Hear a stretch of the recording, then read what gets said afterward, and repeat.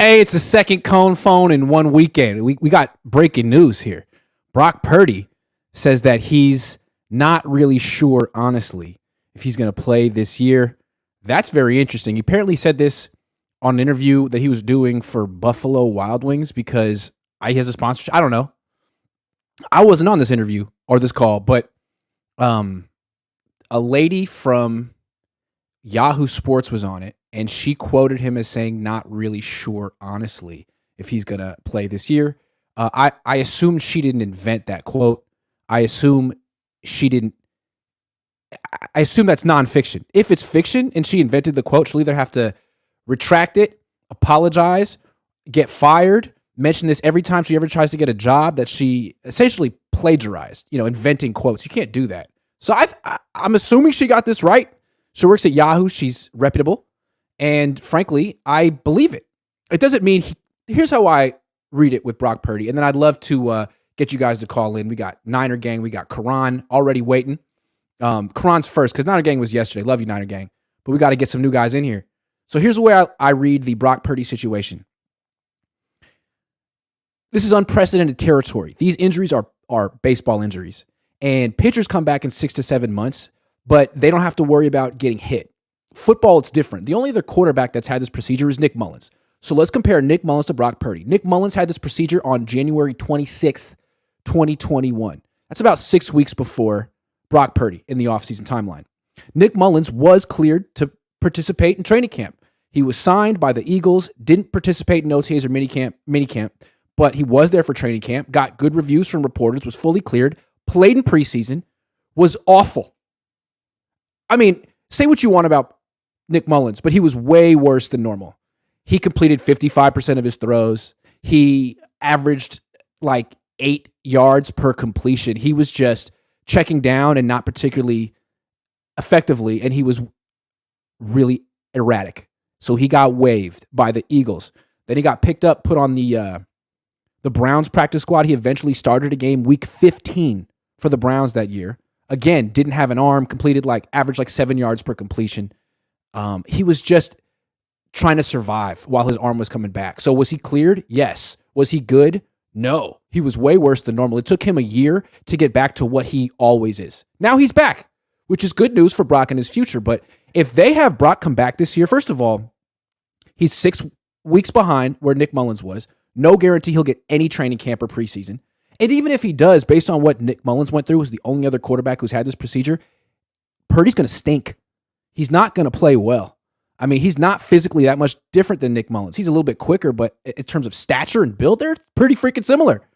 So if you want him to make a full recovery, that's probably the next time we see Brock Purdy play like he played against Seattle in the playoffs or Seattle in Seattle or down the stretch last year against the Cowboys, that'll probably be 2024.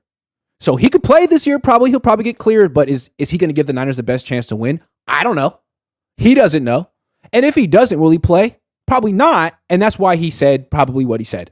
It's a fair thing to say. I don't know if I'm going to play this year.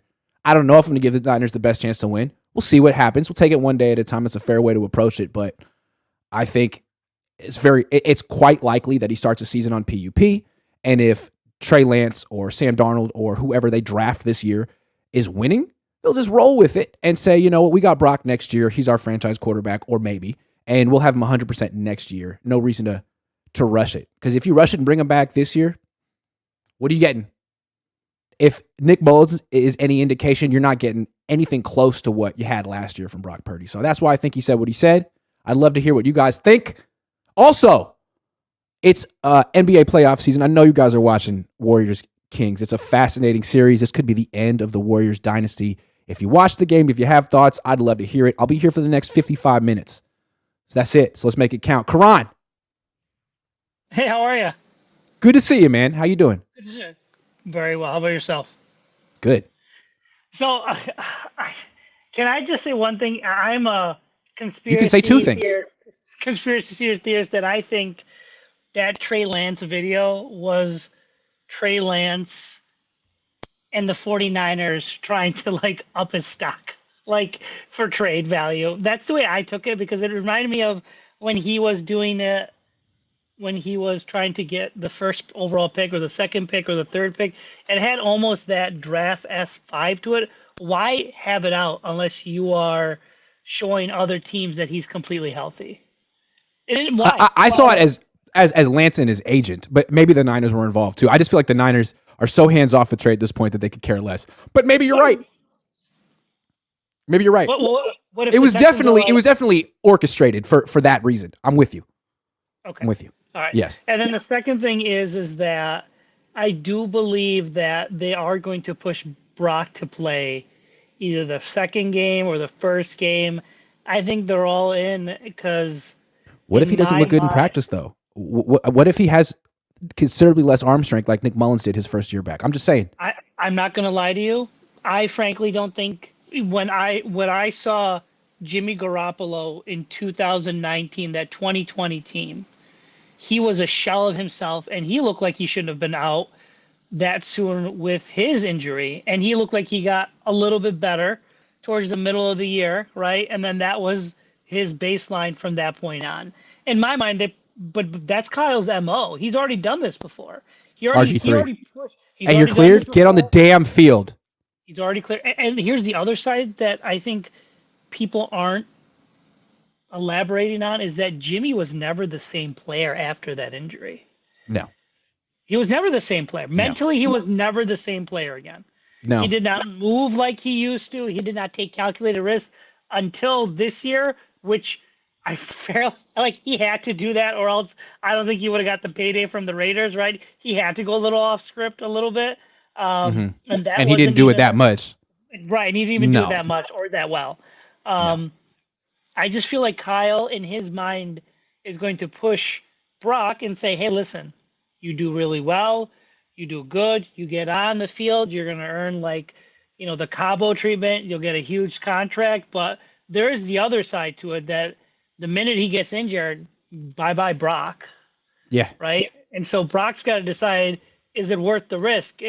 Jimmy played, right? In Kyle's mind, he already had a broken quarterback that came from a injury season. It was earlier. I get it. And he had all of off season to get better, but he did not look like he was comfortable at the beginning of the year. Jimmy did during that team. No, absolutely not. It took him at least half a season. And I'm thinking with Brock, it's going to take him until 2024 before he looks like the guy we saw last year. That's my prediction. And if they can go 4 or 5 games, checking it down to McCaffrey, Debo, play vanilla, hang on their defense, that may be good. But I also think, I think the 49ers, what I have seen is a fatal flaw is that they rely on their defense so much at the beginning of the year. By the time the playoffs come around, the defense is tired and they're not the same. They're not. It's a long season. And both years they've expended so much energy to prop the team up while the offense is figuring it out. Yes, sorry. No. The same thing happened in 2020. The only cop out, or the only thing that helped them was that they had a bye, right? They had a bye that year. This year they didn't have the bye, and you could see progressively week 14, 15, 16. The same thing when they went through the Super Bowl run. They were a shell of themselves on defense. Yes, they were. Yeah. They were. Yep. They were. And I think Kyle also defense doesn't win championships anymore. 38-35 in the Super Bowl this year, and it's only going to go up. It's only going to get worse. And right. And those defensive players are a year older, and they're going to, maybe they'll be just as fast, but I mean, a year of playing, a long season, including the playoffs, short turnaround time, the defense is eventually going to fall off. And I'm waiting for Kyle to, either pick up the slack at the beginning of the year. Pick up the slack. Yeah. And I don't know that Brock Purdy's going to be the one. He's going to have to find someone else to prop this up for a year. And, given the success they had with a rookie last year, I understand them thinking maybe they should draft another quarterback this year, because I think they have a better chance of having a good year with a rookie, such as Dorian Thompson-Robinson or Jake Haener, than rehabbing Sam Darnold. I don't see that happening. Now, I'm not writing off Trey Lance, but if he gets hurt again, I'm saying I'd rather go with the rookie than freaking Darnold. In his last start, he was 5 for 15 with 43 yards and a pick. Two picks. Excuse me. It's It's like, what? That was 3 months ago. I think if they had won that game, they would have been in the playoffs. Not a throwaway game. They actually could have won that game and gotten the playoffs. So it wasn't a nothing game. Do you think that they would trade Trey Lance for a third-round pick if given the chance, if the Texans came knocking or the Titans came knocking and they said, give us a third? Would they do it? Boy, I don't think they would. I don't even know if they would get that offer. Because, again, can you tell me the last quarterback who didn't play for 3 years, who was 22 years old? I can't. I mean, it's unprecedented. So what is he worth? I don't even know. I have no idea. I feel like he needs to play before anyone's going to give the Niners an offer. They're going to need to see something. Yeah, I would think. And then the UCLA kid, I did see video or just highlights of him. He looks like Brock Purdy with a little bit better mobility. Thank you. He's a lot like Brock, but he's a better arm. And he's a much better athlete than Brock. I mean, this guy in the open field, he hurdles people, he stiff arms people. I mean, he's really explosive. I mean, I don't know how good he is, but I watched UCLA football. They never had wide receivers. They never had a defense. So it was him and Zach Charbonnet, the running back, against the world. And, I mean, he's pretty good. And I don't know if Hendon Hooker beat Alabama. I like Hendon Hooker. I don't know if you put Dorian Thompson-Robinson on Tennessee if he would have beat Alabama. Like, that guy is legit. But at the same time, I mean, he lost by like 3 points to Caleb Williams in USC. Like, he went toe-to-toe with him. He's pretty freaking good. I did. My last point is I fully believe that Trey or Brock Purdy is going to make a lot of young kids money this upcoming draft, and there's going to be a lot of quarterbacks drafted a little bit earlier than compared to him. To him, because this is the next Brock Purdy. Jake Haener is that guy, in my opinion. Correct. Like Jake, he has a similar arm to Brock Purdy, but to me, what makes Brock Purdy intriguing is not his arm; it's his legs. And Jake Haener doesn't have those legs, so all you are is, a system quarterback who can. No thanks. I need a playmaker. Every quarterback in the playoffs this year in the Final Eight was a playmaker, including Brock. Yep. You gotta have a little bit of something else, a little juice to you, man. Unless you're Tom Brady. Well, yeah, and then there's just one last thing, is that the only thing that I'm disappointed the most in is that report where Brock Purdy said that he had made a touchdown play, and Kyle had said that it was essentially he should have gone with the check down. It was too hard of a play. What? Isn't the point of the game to score touchdowns? Like, okay, How many times do you think Patrick Mahomes does something off script and makes Andy Reid look like a genius? You think Andy says thank you? Correct. That's what Kyle should be doing. Here's the thing. Remember, Kyle Shanahan was never really sold on Jimmy. John Lynch was. Kyle was like me. He was like, he's not that good. I'm the one making him look good. You really think he looks at Brock any differently? I'm sure he looks at Brock. He's like, you know what? I trust Brock. I like Brock. I admire Brock. But he's not that special. Come on, it's me. I bet you that's how Kyle feels. And that's why I feel like they're looking at quarterbacks now, and they're always got their eye out there, because Kyle really is not that impressed by any quarterback other than maybe, prime Drew Brees. You know what I'm saying? Yeah. Prime Drew Brees should have won more championships. He should have. Karan, I gotta let you go, man. But hey, what you rocking today? Wearing a Rolex. I'm trying to be the Rolly. Looking good, man. Yeah. All right, man. I'll see you later. See you. Yep. Peace. All right. Hey, Niner gang, hang with me, man. I just want to get a few people in that didn't get in yesterday, but I got you, man. Papa Dragon. I see you calling in the Crocker show, giving them go ahead, man. I'm just gonna shut up because you're on fire these days. I just want to. You go. What's up? Look at my hat. I'm representing the homestead. Let me put my glasses on. Hey, man, you sound far away. You sound a little far away, man. I want you to get you some better audio because you're killing it. What's going on? You sound a little far away. Better? Hello? Better? Hey, now I'm looking down your shirt. Why don't you leave and call back in? Yeah, I'll put you right back at the front of the line. Don't worry. All right. I'll leave and call back in. All right. I want Papa Dragon to, because he's been on fire. His rants are really good. We got Gammon Brown, we got Monsa Toure, we got TN49er, we got Niner Gang, we got all of you. But I might want to just keep it at you 4 because I only got 45 minutes left. Oh man, Cohn was good. Papa Dragon. I'm gonna let him figure that out. I'm gonna go to Monsa Toure, and then I'm gonna get back to Papa Dragon. Monsa, How's it how going? you doing, man? I'm good. doing good, man. I'm good. You're the reason I'm doing this show. Me? Yeah, you. I'll take credit for it. Give it to me. All right, man. What's up? Man, I don't even know what report came out, the one that you reported with the Brock Purdy injury, but it's what Kyle said. Yeah. Last time he was interviewed. Right. The only reason He was like, "Yo, pump the brakes. We got to put this on hold." That's what he said.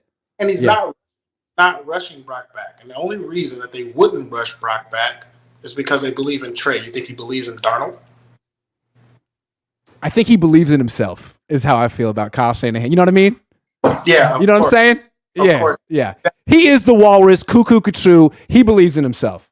Yeah, but I don't think he wants to, because the worst thing that could happen is you bring Brock back and you have to worry about it and he gets hurt again. Or he sucks. Worst thing that you can do, or sucks. Or he sucks. Or he loses confidence. Yep. Or he's hearing footsteps. Because think of when he got hurt. He got hurt as he's throwing the ball. Uh-huh. That could happen from anywhere in the pocket, running out the pocket. Every time you reach back to throw the ball, you could be thinking of that. So, the patience is, they need to be patient. I think they would go, trade to Sam Darnold, but I think they're going to put him on IR so he doesn't take a roster spot. And that's why they're going to potentially draft a quarterback, a rookie quarterback. But I don't see them taking a rookie quarterback in the third. I doubt they do that.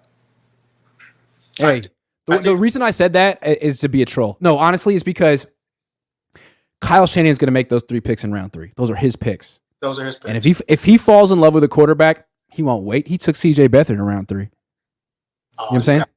Yeah, you do got a point because that's C.J. Beathard. And look, let's say he's fallen in love with Dorian Thompson-Robinson. We know the Niners really value this S2 test, right? This cognitive test. Right. Let's say Dorian Thompson-Robinson knocked it out of the park. He went to UCLA. Let's say he got in the 90th percentile like Trey Lance did. Then the Niners are interested. And you look at his film, he's a playmaker. Honestly, he gives you a lot of the things that Trey Lance you were hoping would give you. But like Brock Purdy, he has playing experience in college. I could see the Niners being quite interested in him, even though he played in a spread offense. Because you wouldn't have to necessarily play him right away. You could take your time with him. You got Sam Darnold and Trey Lance. True. Yeah. I'm starting to think they're never going to re-sign a quarterback unless he is heads and shoulders elite. They will not, even Brock. And that's another reason why Brock Purdy should be careful, because if he's going to get paid, it might not be from this team. So be selfish. Be selfish, because you've already shown you can play at a high level in the league and you're going to get money, and it might not be from this team. So don't let the Niners freaking push you back out there like they did with RG3. Kyle's already full of himself. Brock, the success with Brock made him even more full of himself. Correct. Now it's, you know what? That's why he brought in Sam Darnold. He's like, shit, look what I could do. I don't need to re-sign that quarterback. I'll get another one. Nah. Yeah. I honestly don't think they're going to be putting quarterbacks on there. He'll start recycling good quarterbacks for draft picks like he does his defensive coordinators. Yeah, because Kyle, the way he is, he's always going to see the faults in a quarterback. And what's funny, to me, I think there are serious parallels between Trey Lance and Alex Smith. Guys who didn't have a ton of experience in college, came out really young, used their legs, got put in sort of unfair situations, got scapegoated, got injured. Right. And finally, Alex Smith went and played for Andy Reid. He also had that front leg lock. Andy Reid fixed all that shit, and Alex Smith had a really good career. Dude, Trey Lance, if the Niners fumble it with Trey Lance, I could see Andy Reid being like, you know what? Bill Walsh brought in Steve Young when he had Joe Montana. I could see Andy Reid being like, you know what? I could use a backup quarterback. Let's bring in Trey Lance. Let me do what I do. And, I don't know. I can see that happening. Who's the offensive coordinator that went to Washington? What's his name? Bieniemy. Hey, look, I wouldn't be surprised if Bieniemy gets a head coaching job and he ends up with a player like Trey, and Andy Reid is like, you know what? I'm gonna help you out. Yep. I'll give him that leg lock in one offseason. Because how does he do it in one offseason? And everybody else goes to quarterback coaches for 2 and 3 years. Andy Reid, I don't know. Pick after he's good. The guy is, and I remember back when we had Harbaugh. And Andy Reid got Philly. I said we need to fire Harbaugh and get Reid. Yep. I said I get rid of him right now for Andy Reid. But I mean, that's revisionist history. But yeah, Andy Reid is the closest thing the NFL's had to Bill Walsh, I want to say, since Bill Walsh. Mike Holmgren had a moment in the 90s, too, when he was with the Packers. But damn, dude, Andy Reid's been doing this for decades. Just had consistency. You look at five NFC championships, and McNabb's not even a famer. That's right. Absolutely, man. Absolutely. Hey, what'd you think? Hey, I don't want to cut you off. Keep going. But I do want to – you tell me at the end what you thought of the Warriors losing game 1. Oh, I anticipated them losing game 1. Why? Because Wiggins coming off the bench. He's not quite himself yet. A home game for the Kings. I expected the Kings to start out slow, and I believe they have a little arrogance, and sometimes they need to get hit in the mouth first. But honestly, I think the Kings are going to be hot and win game 2. Yeah, yep. I can see it. They're really good. Yeah, they're really good. What I'm saying is, like, I think they need Wiggins. The Warriors needs Wiggins to play like he did last year. Like, part of the reason they got beat is all those offensive rebounds the Kings got. Man, Harrison Barnes got like 4 or 5 of them, man. Right. Like, that can't happen. Like, Harrison Barnes can't outplay Andrew Wiggins in this series. You know what I'm saying? That can't happen. It can't happen. It's very ironic. Very ironic. Extremely. And that's what happens in those series you're supposed to win and you end up losing. There's a guy that you used to have that outplays what he, and then you lose. Yeah, because he's making those the diving. But I feel like that's something the Warriors can shut down. His rebounds, Malik Monk's free throws, like that stuff. 14 free throws for Malik Monk. Yeah, that must have been a career high. I just don't think that the Kings are going to come out flat again. The Kings haven't been in a play over a decade. They're all young. They're good. And the Warriors have been trash on the road all year. So they're out cold. No. They're out cold. You don't want that team to become confident. I was thinking it was going to be a sweep. Now I'm thinking the Warriors could win in 7. It's going to take 7. I don't know. It's going to take 7.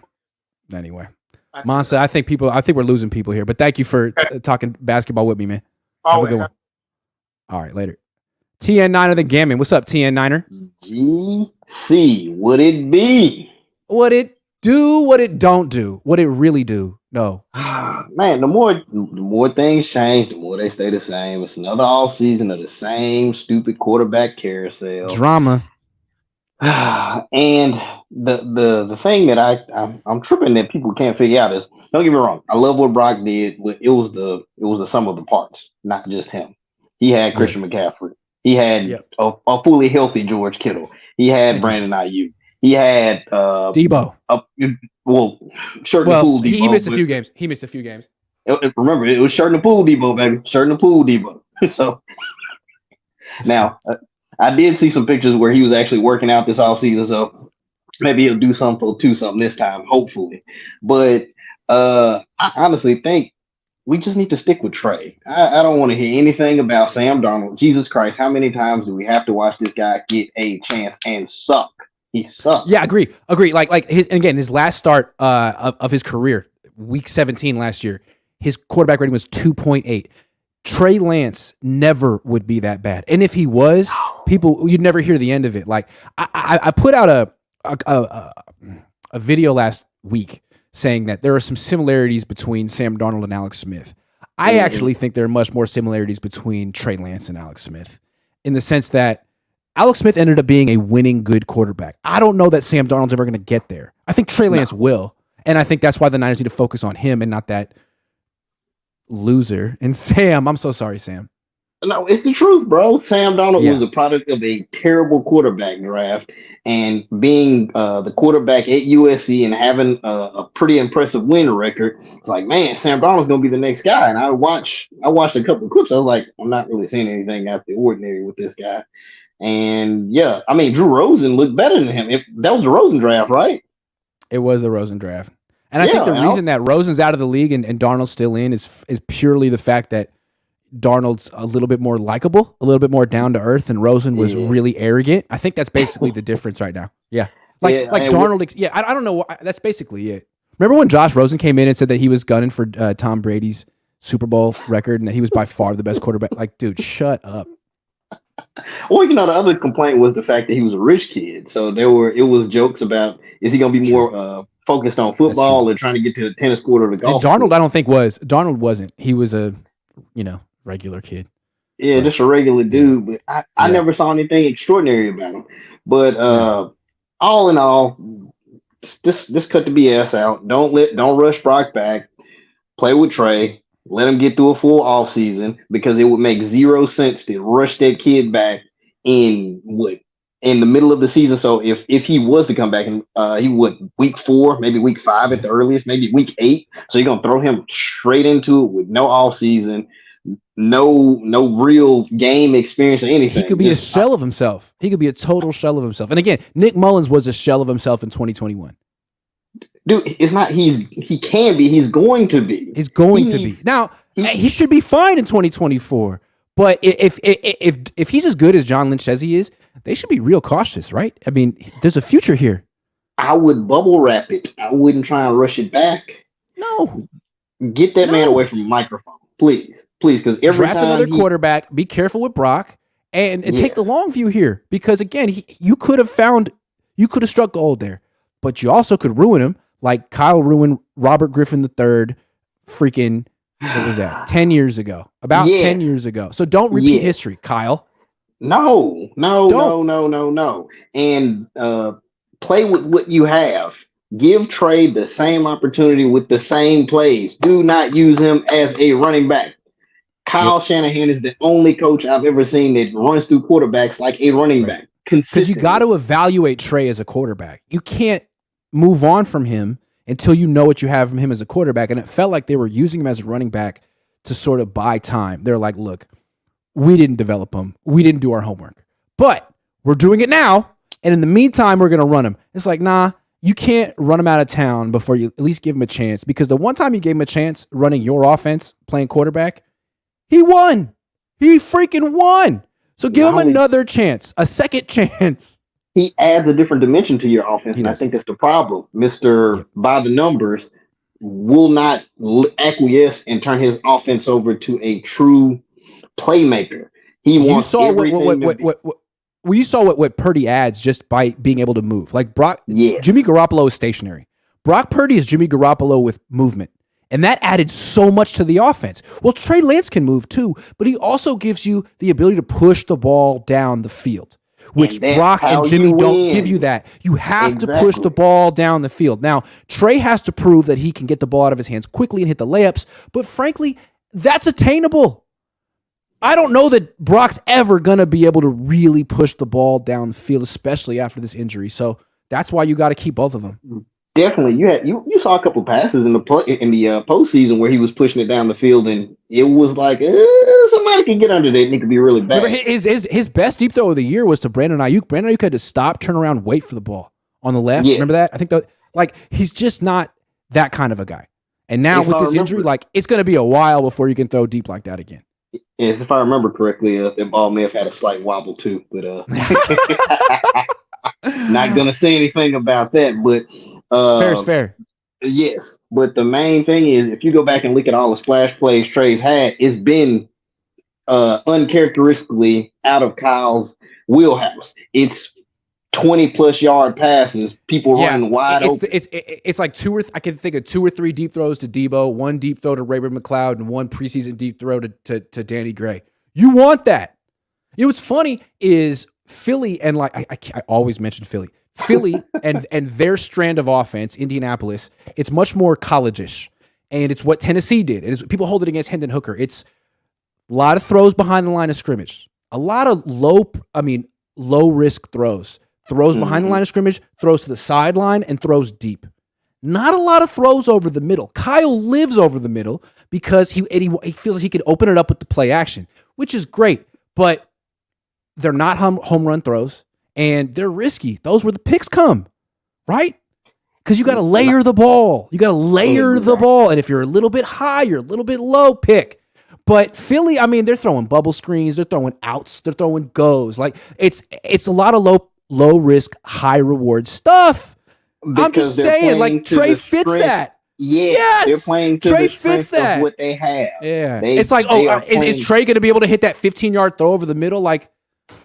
Maybe in a few years. It's going to take some time, but at the same time, who cares? Is it Yeah, that important? To me, that's the mid-range 2. That's the long 2 of the NFL. Like, I don't really care about that throw that much. exactly, dude. Yeah. Long as he gets the ball down the field. Here's the other thing. I hate to invoke Yes. Tom Brady, but Tom Brady was pretty much a game manager when he first came in. He couldn't make all the throws. Belichick said, "All right, cool. Throw the short stuff, throw an occasional deep ball, and be done with it." I have one last thing because I know you got some other people waiting. I do. Crap. Damn it! I lost my train of thought. Just take your time. Take your time. Take your time. I'm not rushing you. What was it? Oh, the other interesting thing that Kyle he's gonna have to change his offensive system some type of way because half the league is now running his offense and everybody knows all the wrinkles and every defense is structured to that. So this is the perfect time to use Trey and change your offense because the MO is out. You're going and again, you're throw. If you want to be a running team in 2023, I think the results are in. Your quarterback has to be involved. And that's why they wanted Trey Lance. Like, look at they have the offensive line they want, and Christian McCaffrey, and Elijah Mitchell, and Jordan Mason. And yet I believe they were 10th in yards per attempt. That's because the quarterback isn't involved. You're always going to have teams like Chicago and Philly who are better, more efficient than you in the run game because the quarterback's involved. I think Kyle's smart. He gets it. That's why Trey's here. And that's why Dorian Thompson-Robinson could be here in a couple of weeks. And that's why I think he's probably higher on their board than Jake Haener. Yes. But again, everybody knows the MO, bro. Run. You're going to have to turn it over to a passing offense eventually. That's correct. Week you by gotta week. Throw to win. You got to throw to win. You got to throw to win. The cute disguising and motion, and it was cool while it lasted. Half the NFL. It was. Half the and you know who gave up on it? Kyle. The Rams. They gave up on it. That's right. The Rams. They're done. They were that kind of team too. When Sean McVay got there, it was all about the jet sweep, right? Jet sweep motion. And it was like, oh my God, they don't do that shit anymore. They pass. And last year they sucked. But in 2021, they passed the hell out of the ball and won. Yes. And that's how they beat us. And that's why we always beat them because we knew the damn offense. We knew what was coming every play. That's the only Mike Shanahan disciple who's won a Super Bowl. Or at least, the Kyle Shanahan disciples who's won a Super Bowl. And it's because they gave up on their offensive principles and just went with what's working in the NFL. Exactly. Where is the NFL going today? Yeah. Yes. And what do I have on my team and how can I maximize it? Okay, cool. I don't have a running back anymore because I got Cooper Kupp. Yeah, I got Cooper Kupp and now I got OBJ. So you know what? Yeah. Super Bowl. Okay. Super Bowl. Tyler Higbee. Yeah. Jesus, man. And what's crazy is the Niners have arguably the best group of receivers in the league. When you factor in Kittle, Debo, and Ayuk, and McCaffrey, who's a receiver. I mean, McCaffrey's a better receiver than running back. Juszczyk's a better receiver than running back. You got 5 eligibles on any given play who are all really good, and you want to run the ball? Like, you're a run-first team, defense team? Like, dude, if you had a different approach and a different quarterback, you could be throwing for 5,000 yards a year. But the Niners haven't ever thrown for 5,000 yards, and they haven't thrown for 4,000 yards since I was in middle school. Yeah, me and you both, buddy. The last time Crazy, I saw man. it was Jeff Garcia and T.O. Crazy, man. And what? You had Garrison Hurst too, but who was Charlie the coach Garner. at that time? Charlie Garner. But who's the coach? God, Steve Mariucci figured it out. He was like, hey, you know how I win this? Getting the damn ball to T.O. This is no different. But you forgot one other thing about our offense. We have the best blocking receivers and tight ends in all of football. Oh, that's right. That's right, baby. That's except for Tyler Croft. Yeah. Well, man, that's all I got. I appreciate it, bro. Always Thanks good calling to see in, you, man. I missed you yesterday, dude. Have a good one. Yeah, later. I was at work. How dare you? Peace. Fish and Chip says BP always in control of his career. Free agent Nepo baby have to accept that, and there is nothing that will sway BP to do something he doesn't want to do. Yeah, I feel like Brock Purdy has Gammon, you're next. I feel like Brock Purdy has leverage here. He played well. He showed he can play at a high level. He doesn't have to rush back. If Kyle Shanahan sours on him and goes with someone else, then he can just go to another team and play and make a lot of money. Like, Brock Purdy has a little leverage, unlike Trey. Trey has to get on the field and prove himself. Brock did. Gammon Brown, dressed to impress, looking really great, super fresh. riding, siding, whipping and dipping, Whipping Look and at me, dipping. just up Love with it. the stepping. Love it. I do too, and I love this show. I always come on here. You always compliment me on how I look. It makes me feel so Look good. great. Try a Look little bit great, harder man. for your show. Thank you. Thank you. Thank you. You're a gracious host, my brother. I Appreciate you. just wanted to say that I for as far as the Sacramento Kings, and I get like a lot of the Let's like, talk about weird- him, man. Let's do it. Let's talk get about it. him. Let's get into Yeah. it. Everyone's heard all the quarterback drama. It'll be Mhm. there next year for whatever reason. Yeah. It'll be there. You know what I mean? Yeah. But I just want to say that a lot of us here in Sacramento, right, are transposed. We basically moved from the Bay Area, so Right. we totally get that. And I just remember it's so funny listening to some of my old radio shows I'd listen to, like 95.7 The Game and that sort of thing. And before everything kicked off, they were saying like, oh, we're going to go down there and we're going to dominate their stadium, because that's what we're used to as San Francisco fans, of going to every single place and dominate. And then lo and behold, you turn on the TV and there wasn't much. That's not what Sac is like. I remember when I was in middle school and Sac was the team that was giving the Lakers a run for their money. Like, they had a legit home court advantage 20 years ago at Arco. Yeah. Arco. Yeah. Exactly. Exactly. And it's so funny because a lot of the times they, and this is the thing I want Warriors fans who are Warriors fans and also two Kings fans is to remember that also too, 49ers fans are also two, or Kings fans are also two 49ers fans. Like, Right. So a lot of times we have that same heart. We just brought it from the Bay down to a little bit more to mid-cal, NorCal. But to me, it feels like the Kings fans are like what Warriors fans used to be, because the Warriors used to be an Oakland team. I'm from Oakland. And Oakland and Sacramento both have that like chip on their shoulder mentality, because San Francisco gets all the glory when people talk about Northern California. People talk about Sac like it's nothing special. People talk about Oakland like it's the scariest place in the world. And if you're from here, you're like, wait a second. And you have this whole like underdog mentality, and I feel like the teams take that on, and that's what the Warriors used to be. Now they're Frisco's team. Yeah, and that's the thing is a lot of times I'll hear like the Warriors fans, they'll go like, hey, Kings fans, we know what it's like for like 30 years. We were trash. We weren't making it to the playoffs. So we get your whole 16-year drought. But what I think is lost in the trees is that we didn't just go through a drought. We had Seattle, who was pining and climbing for our team. They actually thought that they had rights to our team. True. And we had to fight so hard. Even though we're the capital, we still wear that moniker of Sac Town.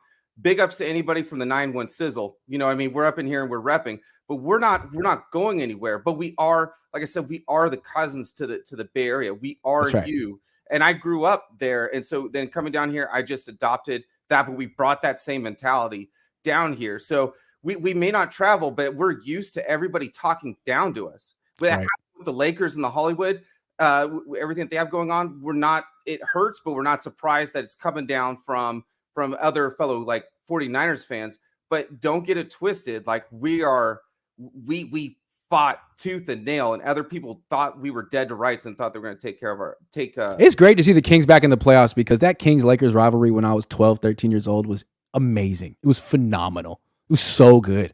And it's great. And it wasn't just because of the teams. It was because of that whole Sacramento scene. Like, to me, I don't think of Sacramento as like a major league town. You got one team, and it's not very good. It's the Maloofs. Remember the Maloofs? They were ridiculous. But now you're back. Hey, I want to say something. The owner of that team, his son went to college with me, Andre. He drove me back from UCLA all the way up to my house one time when we were like 19. Good guy. So shout out to the Renadives. Yeah, and I want to give a little something there to Larry Krueger. Look, my $1,000 bet of Trey not getting traded before the NFL draft is still out there. So just so you know, $1,000. If Trey is traded by the NFL draft, I'll give you $1,000. It's still out there. Damn. But if you lose, I get your channel. One of the two. Oh! all that pontification. Eventually, like, you do that, and I get it. Like, it's slow, and I usually don't do this kind of thing where I call out, because I understand, like, it actually has buoyed and helped out a lot of you guys, right? Who who are trying to get out there. And right now it's a topic of conversation for sure. Yep. A good 3 weeks, but at the same time, like I just want to see my people be free, because eventually it is a little bit ridiculous, and it really jacks the headlines from, I feel, are much more important topics, or topics that should be kind of discussed. And it's just sad that doesn't happen, and so many people get kind of swayed. To me, it feels like that information, it's selling to the cheap seats, and we're not really taking care of the fans who want to be. I hear you, but in Larry's defense, I don't think he's being disingenuous. I think he's reading the tea leaves to the best of his ability, and I'm with you. I disagree. Yeah. I think he's wrong, but I don't look at him as being like disingenuous. I think he's actually getting information. Here's the thing: if Larry were to call in right now and he'd be like, "Hey, let me put up my sources, and then you put up your sources," and then no, I don't think he has sources. I think he would even say, "I'm doing the best I can to predict the situation." I think he's even said, "I don't think they should trade him," but I think he's just making a prediction. I think he's going to be wrong, and I respect him putting himself out there, but I think he's going to be wrong. I like Larry. I think he's like he shot the moon. You know that metaphor. Like, he got it right on Purdy. And now I think he's a little feeling himself, and he's trying to shoot the moon again. It's just such Larry, I love you. I love, actually, you know what, Larry, I love you. I love you too. I did, drop like over $100 super chat on his. So it is respect. It just, to me, it was a weird flex or an all in, because it was kind of reminiscent, because he doesn't need to do that. To me, like, as soon as he dropped that, it kind of reminded me of one of your faux pas, and not throwing shade, just bringing this up for discussion. But when you were basically saying, one of the times was like, you were like, Kittle's like contract, and then you were going to say that. The other one too is when you're like, don't draft Bosa, and now he's like the defensive player of the year.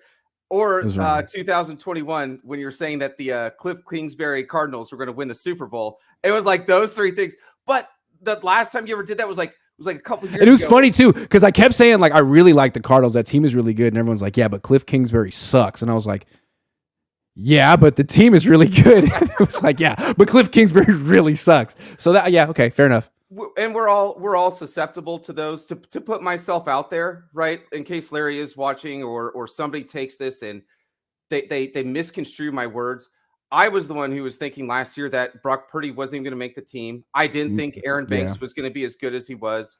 And I made like a huge call that I thought that Bosa would get somewhere around average $38.5 million per season. It won't be 30 or 33, but I think after this year, the extension, because it'll probably be lowered down to like 10, 12 million. And then next year we'll end up paying him 36, 37. So I think it'll be a little bit closer in that regard. But just to make sure I'm not like, because fans love to do that. They love to point out somebody else's mistakes, but they don't ever like to address, hey, here's my dirt, or here's where I you can't see it in my mirrors where I was kind of wrong. So to kind of empty out my closet, I didn't even have Brock Purdy making the team at all. So all right, fair enough. I appreciate you, calling yourself out while calling me out. Thank you. I didn't mean to call. My record sucks, but let's stay in the moment. Your record's good, actually. And the thing that I feel really bad about is, you don't bring this up, but it's just something that I've kind of heard through reading through the tea leaves. But I think that you've been a really loyal friend, and you've offered your platform for how big it is, right? I think like out of the top 4 people who cover the Niners with this kind of platform, this kind of subscription and base and subscribers, you have put so many people on, black, white, female, doesn't matter. And you've helped out so many people. And when one little thing goes wrong, all of a sudden people dump you, but you're always willing to take it on the chin, help people out, and then you put yourself on the forefront. And that really doesn't, I don't feel, really gets that much credit. And it just shows how sweet and sour people can really be. And that is something that I do look at. And I wish that more fans that watch this held people accountable, because you know what? You really go out of your way, which you really don't have to. You could keep this shine and this spotlight to yourself, but you make sure that other people's brands get out there and you put them out in front. Grant, I love you. Keep on rocking, man. Thanks. And I really pride myself in the fact that my audience and my contributors are so diverse, because I feel like there are other corners of Niners Twitter that cater to a non-diverse audience. Yes. And that's not mine. I love all We the see you. different personalities of people that come in. So thank We you, see man. you. Appreciate you, man. Tyler says, Grant, I feel like the offense fits Trey so much, and yet we haven't given the key to lead the offense to Trey, which makes no sense. I know. Maybe Kyle Shanahan had a plan, and the plan was to build up to this. It's only been 4 starts. One of them he got hurt in the first quarter. So maybe Kyle had a plan here, but all I know is Kyle seems to have ideas early in the season that aren't that good. And then by the end of the year, he's dialed in what he wants to do. Trey started a lot early in the season, and he struggled like the rest of the offense struggles before the bye week. But after the bye week, that one time he got to play against the Texans, he killed it. So just like Purdy, right? Purdy didn't have to play before the bye week. I'd like to see Trey deep in the season again. Can you keep him healthy? Can you get him that far? Fish and chips, Gammon, it's conjecture from Larry. You do it too. I mean, I got no problem with Larry making a prediction. I think it took guts to put himself out there, knowing people would probably be mad at him and knowing he could be wrong. So you got to respect a guy with guts. See what happens. I thoroughly think he's wrong. Anyway, thanks for watching. The original topic of the show was the fact that Brock Purdy could miss all of 2023. He said he honestly doesn't really know, which is fair. He's taking it one day at a time. The only other quarterback in NFL history who had this procedure is Nick Mullins, who was not a starting quarterback.